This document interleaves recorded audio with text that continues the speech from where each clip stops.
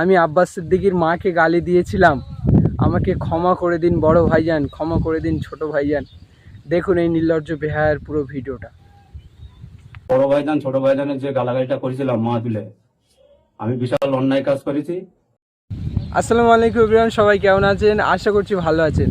আজকে একটা নতুন ভিডিওতে সবাইকে স্বাগতম। তো ভিডিওটা সবাই কম বেশি দেখেছেন।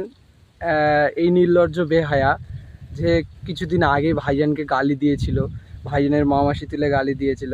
আমার মা আমার বাপ গাল খেয়েছে, আমি হক কথা বলি বলে তাই গাল খেয়েছে। তাহলে কি হক কথা বলা বন্ধ করে দেবো?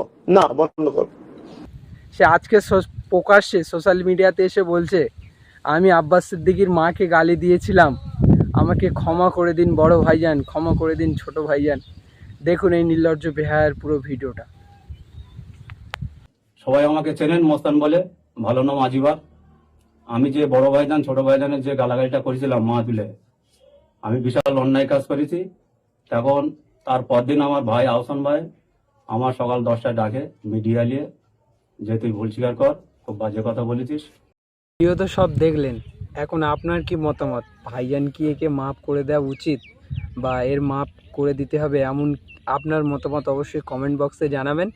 এবং ভিডিও ভালো লাগলে অবশ্যই লাইক কমেন্ট শেয়ার করে এবং সাবস্ক্রাইব করে আমাদের চ্যানেলের পাশে থাকবেন এমন আপডেট রোজ পেতে।